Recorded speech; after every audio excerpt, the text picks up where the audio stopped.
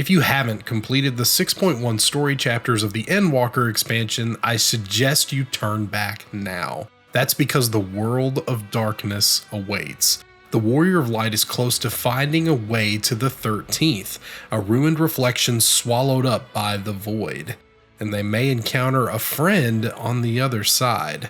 Let's discuss this mysterious creature in 6.1's final cutscene, and speculate on what that could mean for one of Final Fantasy XIV's villains. I really hope you enjoy. This scene is the final part of the 6.1 Newfound Adventure story in Endwalker. We're shown a location on the 13th, a desolate, broken world twisted by the void. A figure emerges from a dark portal, hands shielding its black and crimson eyes. The creature carries a scythe and turns its head to the darkened sky. And thus I am returned.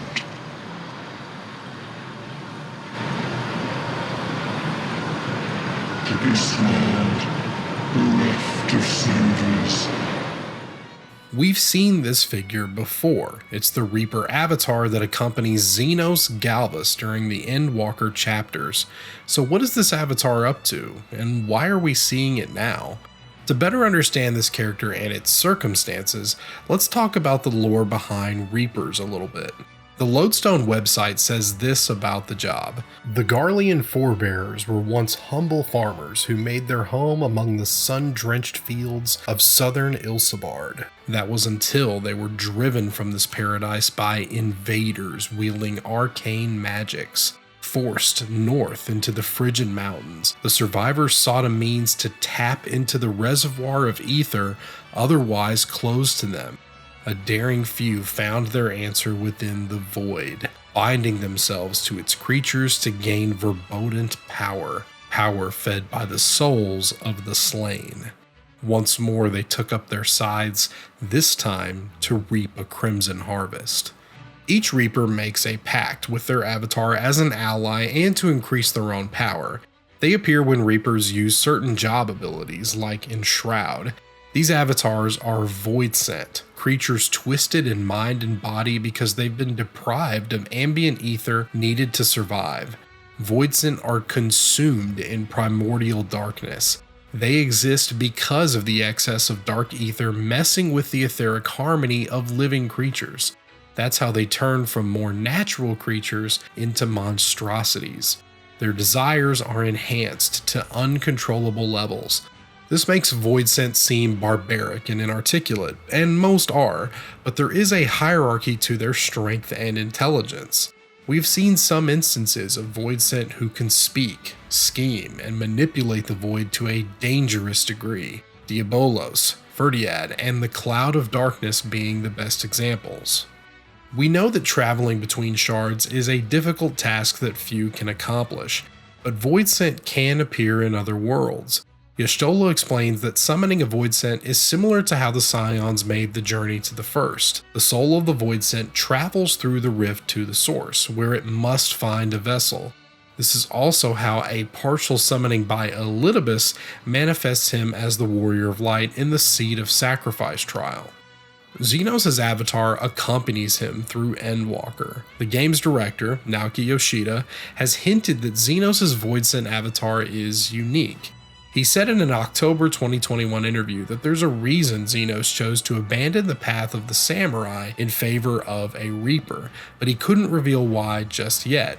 We still don't have an answer for that. He also added that the player should pay close attention to his avatar. It's possible that Zenos would have acted as a vessel for the avatar's soul when Enshroud was activated. So the avatar showing up on the 13th is a symptom of Zenos' death in Ultima Thule. The avatar lost its vessel, so it must return home. It gives added meaning to the avatar's line about, "and thus I am returned." Now that we've cleared up why the avatar is back on its home world, who are they? Yoshida wouldn't tell us to pay close attention if it wasn't someone significant. So let's speculate on a few possibilities. Let's go back to that October 2021 interview with Yoshida. Here's another quote. So of course, since Zenos is a Reaper, he would obviously be using an avatar. Zenos' only friend is the Warrior of Light, so in that respect, maybe his avatar is some sort of variation of our Warrior of Light. It's difficult to tell if Yoshida is joking in this interview, but let's assume he's not. The Warrior of Light is 9 pieces of Azum's soul, an ancient and former Convocation member. The warrior is originally from the source, but other rejoinings have brought various shards back into their being, like Ardbert from the first. The 13th's Azum shard is still unaccounted for, though there are theories that the shard could belong to Unukalai, the young hero from the 13th who aids the Scions against the Warring Triad in the Heavensward story. But that is also just speculation. It's very possible that Zenos would bind himself to a piece of the soul of the only person he considers a friend. Another possibility is that the Avatar's soul isn't the one in control of the body anymore. Zenos is a resilient man who has cheated death once before. He used his artificial echo abilities as a resonant to send his soul to other bodies after trying to commit suicide in Stormblood. Who's to say he couldn't hijack the Avatar's body in hopes of finding the Warrior of Light again? His last words in Ultima Thule do make it seem like he has regrets, and maybe he had more to say to his only friend before passing. I believe that Zenos would leap at the chance to find his mirror, as he calls it. Maybe there's more unfinished business with him.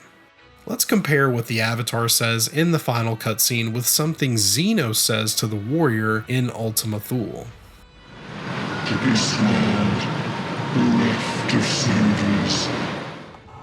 You mean to return to the world where you are hailed as a hero.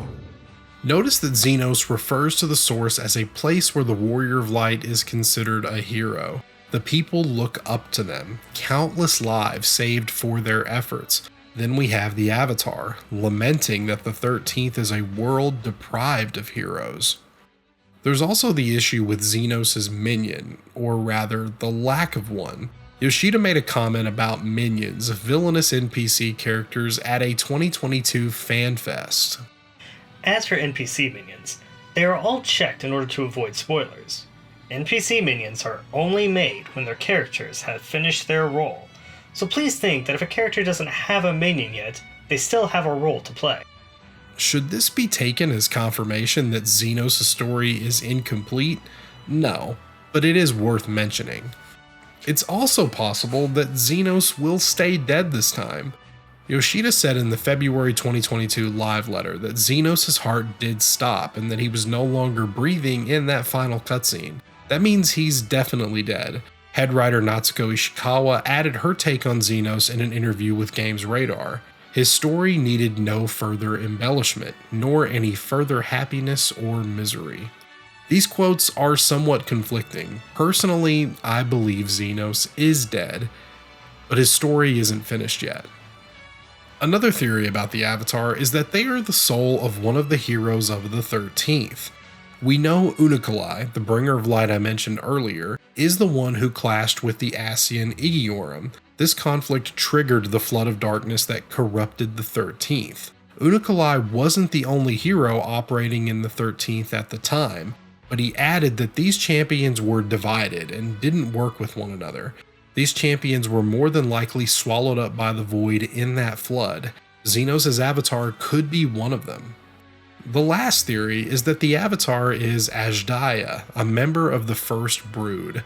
These are the dragons born from the eggs that Midgardsormr carried to the source. The Unending Codex tells us that these are beings of immense power and majesty, each of them spawning broods of their own over time. Azdaia is the sister of Vitra, one of the still living members of the Brood and the current satrap of Radzadhan. During the Third Astral Era, Azdaia was Vitra's caretaker, but when Emperor Zonde of the Allagan Empire made a pact with the Cloud of Darkness, Azdaia fought against the voidsent. She believed she could stop them from invading the source by charging into a void rift. It closed right after she went through. Vitra has held out hope for countless years that he would eventually learn of his sister's fate. It's possible the void twisted her into Zenos' avatar, but there's no real evidence to support this theory. It's much more likely that Azdaia retains her dragon form in the 13th, perhaps at the side of this figure. Fans of Final Fantasy IV probably suspect this too. And that's where we stand with Zenos' voidsent. Who do you think they are? And do you think Zenos will ever come back? Do you even want him to? Let me know in the comments below. And if you enjoy lore-driven discussions for Final Fantasy XIV, subscribe so you know when a new one is posted each week. You can also find the link to the community Discord in the description of this video. Take care, warriors, and I'll see you next time.